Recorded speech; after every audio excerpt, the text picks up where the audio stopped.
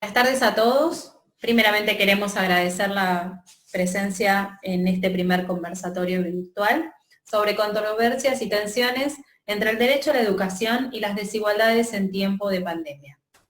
En este contexto actual de aislamiento social, preventivo y obligatorio, en donde la propia contingencia nos desafía a una permanente revisión de la educación y el cumplimiento del derecho a la educación.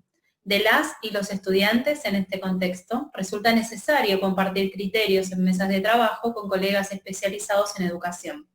Es por esto que hoy estamos reunidos en este espacio. Primeramente vamos a escuchar las palabras del profesor La Rosa, Mauricio, miembro del Comité de Ética de Investigación de la Universidad de Quilmes. Mauricio. Bueno, muchas gracias. Bueno, pensando en estas controversias del derecho a la educación y de las desigualdades y el tiempo de pandemia, es lo primero que hay que decir que la pandemia va a acentuar las desigualdades y por lo tanto pone en evidencia el rol del Estado como articulador de las relaciones sociales. Quisiera hacer un comentario que ninguna desgracia en la humanidad o ninguna pandemia generó espontáneamente un cambio profundo en el sentido de ser más buenos. A veces pareciera que se tiene esa fantasía. Más bien las desgracias y pandemias lo que hicieron fueron acentuar los procesos que ya se venían dando en la sociedad.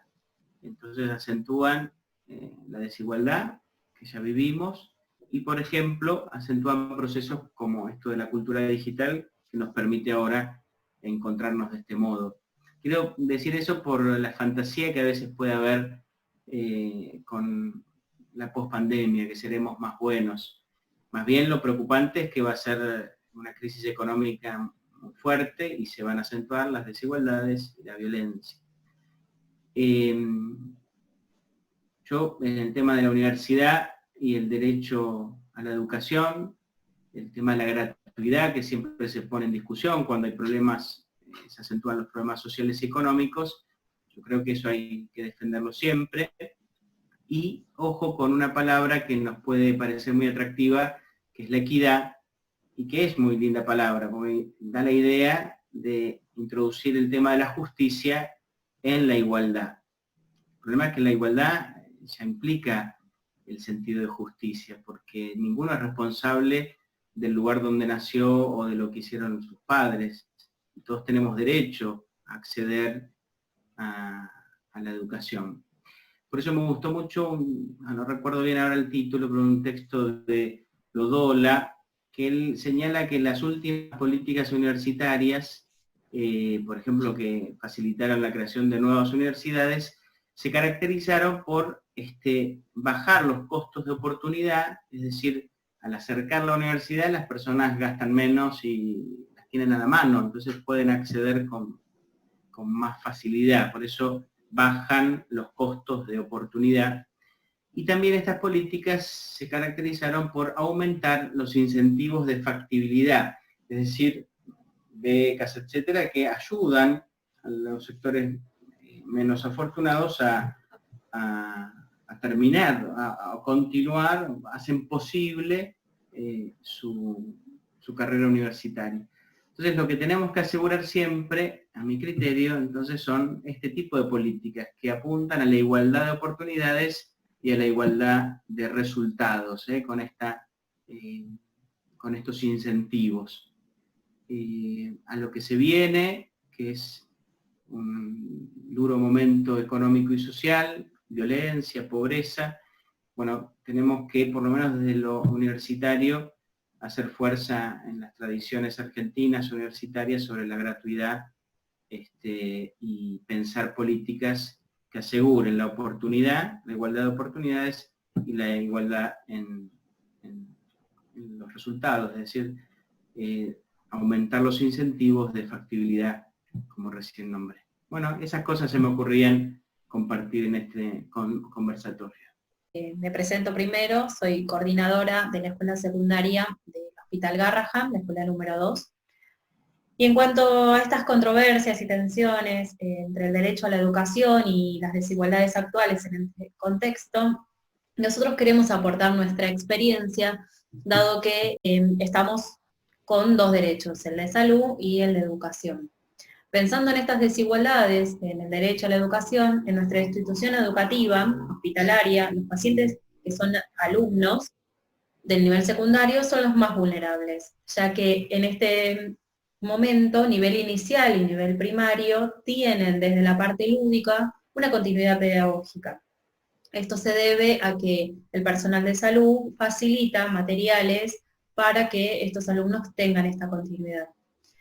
Debemos entender que estas familias llegan a la institución hospitalarias derivados de sus lugares de origen, del interior del país, y en busca de un tratamiento y un diagnóstico. Entonces, al momento de salir de sus casas, no pensaron en las mochilas, no pensaron en los útiles, no pensaron en traer los libros para continuar sus estudios en Buenos Aires.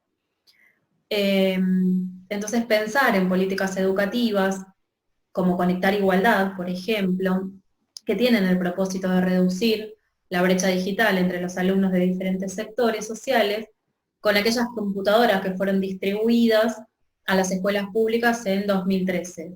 Esas escuelas, esas computadoras no llegaron a nuestra escuela hospitalaria, ni tampoco quedaron con los alumnos. Entonces, estos recursos, si estuviesen disponibles para que los docentes trabajaran hoy en este contexto, sería la posibilidad de estar presente a través de la virtualidad entre los pacientes hospitalizados y aislados a través de estos dispositivos tecnológicos. Entendemos que la función del tutor docente es más importante estar presentes, pero en esta controversia que tenemos con el aislamiento, entendemos que es importante llevar a cabo estos protocolos, esto que tiene que ver con la circulación, prohibir la circulación dentro del hospital, y esto lo que hace es alejarnos de ellos, aislarnos a nosotros como docentes, a ellos como pacientes y alumnos en una habitación, y esto genera desigualdades, porque ellos tienen que ver entre el sistema de salud y el sistema de educación y tienen que estar eligiendo entre estas cuestiones.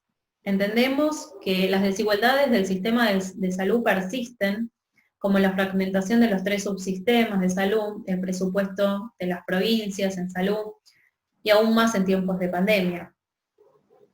Concluimos que se acrecientan estas desigualdades al priorizar el derecho a la salud, se pone en un dilema por debilitar el derecho a la educación. Así que esto es lo que queríamos plantear desde nuestro lugar. Bueno, gracias Laura. Bueno, yo me presento, mi nombre es Virginia Fox y soy miembro del equipo técnico de la Dirección de Educación Superior de la provincia. Bueno, en esta misma situación en que estamos planteando este conversatorio, recién escuchábamos a Laura pensar que es el alumno paciente hospitalizado, por ejemplo, y se me ocurría pensar si esto es desigualdad de hoy ante la pandemia o esto es de siempre y hoy se nos confronta y se nos pone adelante de la cara y nos dice esta es la sociedad que tenemos y que venimos arrastrando. Somos, como muchos autores podemos leer, que somos uno de los países de Latinoamérica donde hemos logrado, desde el punto jurídico, desde el punto formal, un gran avance en el derecho a la educación. Lo que tendríamos que repensar es cuál es la distancia entre lo formal y lo real, ¿no? Lo efectivo. Quizás, y ver las desigualdades.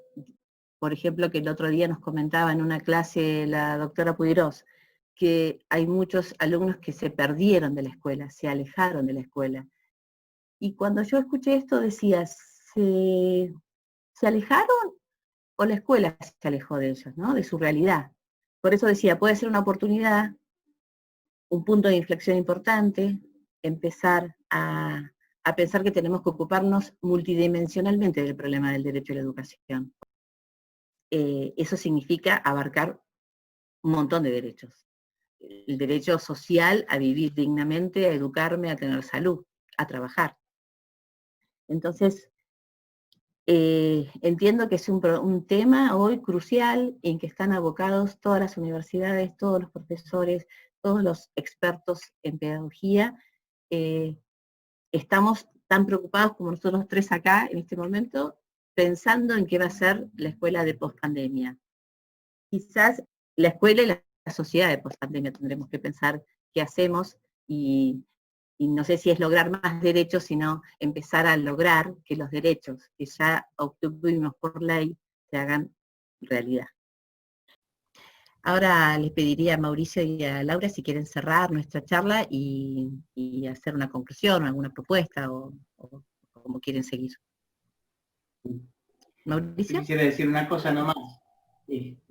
A veces se dice que lo urgente nos tapa lo necesario, ¿no? Responder a cuestiones urgentes nos hace perder de poner las fuerzas en lo necesario. Pero una pandemia es realmente algo urgente, hoy hay que salir a paliar lo que se puede para garantizar el derecho. Pero también tenemos que ya pensar en la pospandemia, en la crisis económica, en las dificultades que vendrán, para ver cómo las encaramos. Por eso también me parece muy importante este tipo de encuentros. Ali. El aporte que podemos hacer para levantar la bandera de lo que viene es definir condiciones nuevas e innovadoras para que los alumnos de la modalidad hospitalaria del nivel secundario no deban elegir entre el derecho a la salud y el derecho a la educación, para que no se pierda de vista este horizonte de igualdad que es el derecho a la educación. Así que ese es nuestro aporte.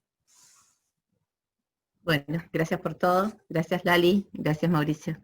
Gracias.